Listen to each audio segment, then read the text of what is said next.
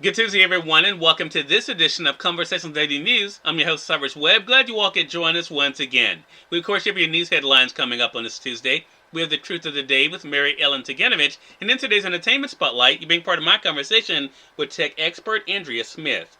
Enjoy today's broadcast. For Conversations Daily News, I'm Cyrus Webb with your Tuesday headlines. In Mississippi news, our thoughts and prayers are with the family of Mother Willie B. Neal, who passed away recently. She was a valued member of the WYAD 94.1 FM family and will be greatly missed. Stay tuned for details about funeral arrangements. In national news, as U.S. COVID-19 death toll nears 600,000, racial gaps persist. The approaching 600,000 mark, as tracked by Johns Hopkins University, is greater than the population of Baltimore or Milwaukee.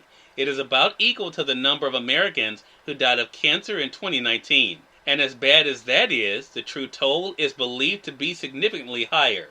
President Joe Biden acknowledged the milestone on Monday during his visit to Europe, saying that while new cases and deaths are dropping drastically in the United States, there's still too many lives being lost, and now is not the time to let our guard down.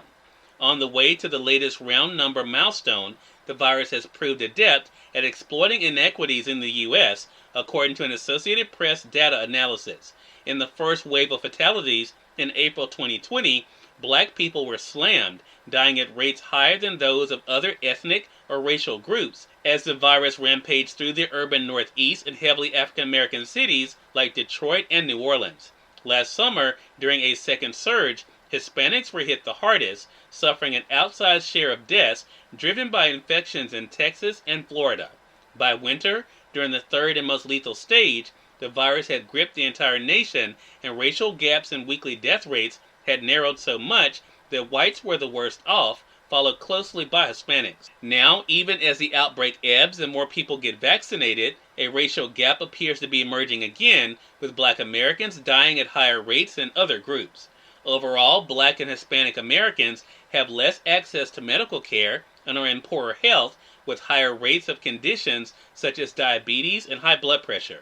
They are also more likely to have jobs deemed essential, less able to work from home, and more likely to live in crowded, multi-generational households where working family members are apt to expose others to the virus. In more national news, workers push back against hospitals requiring COVID vaccines. In a stinging defeat, a federal judge bluntly ruled over the weekend that if employees of the Houston Methodist Hospital system don't like it, they can go work elsewhere when it comes to refusing the vaccine. Methodist is trying to do their business of saving lives without giving them the COVID-19 virus. It is a choice made to keep staff, patients, and their families safer, said U.S. District Judge Lynn Hughes, wrote in dismissing a lawsuit filed by 117 Houston Methodist workers over the vaccine requirement.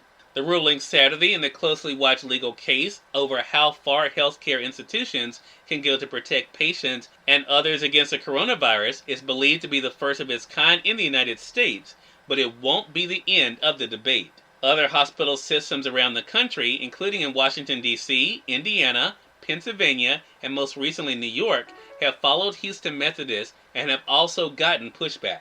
In more national news, Justice Department to tighten rules on seizing Congress data. The Justice Department will tighten its rules around obtaining records from members of Congress, Attorney General Merrick Garland said Monday, amid revelations the department, under former President Donald Trump, has secretly seized records from Democrats and members of the media.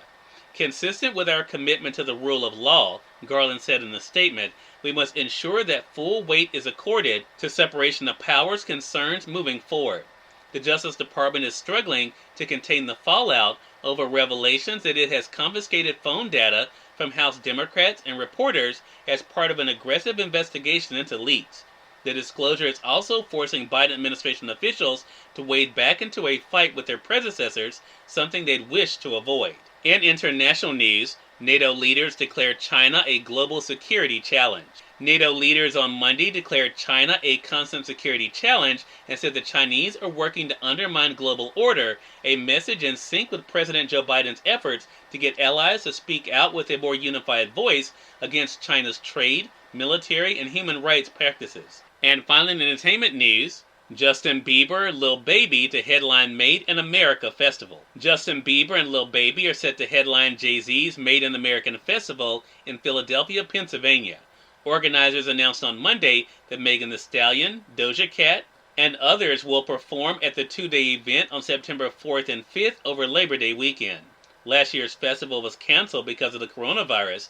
This year's festival, held on the Benjamin Franklin Parkway, is celebrating its 10th anniversary and will benefit the American Civil Liberties Union of Pennsylvania and the Reform Alliance. Cyrus Webb, Conversations Daily News. It's on time for the Truth of the Day with Mary Ellen Ciganovich. Mary Ellen, take it away.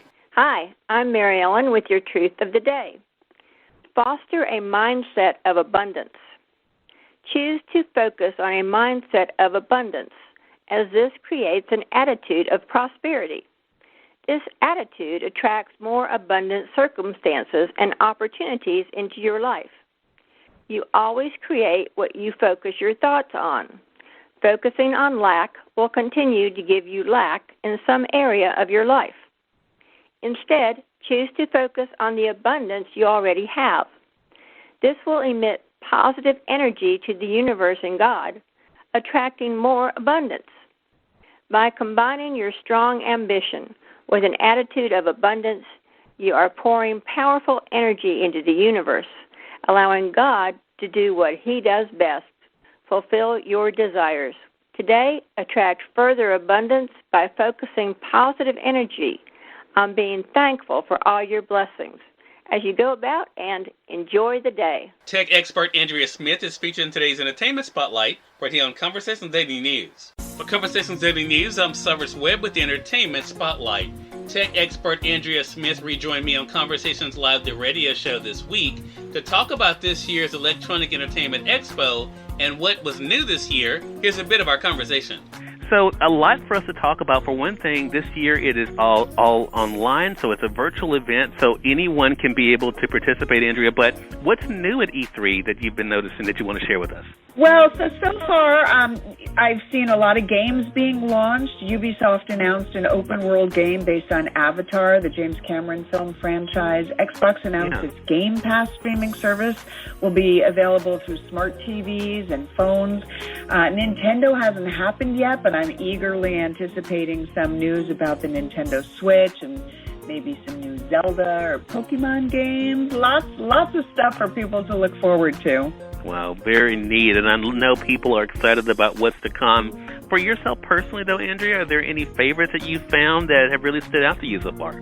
Yeah, so what I've noticed are TVs being designed with gamers in mind. So the Samsung Neo QLED has exclusive gaming features like a high frame rate of 120 frames per second with incredible clarity and contrast. Gamers can play compatible PC games in either a wide aspect ratio or they can choose an ultra immersive ratio.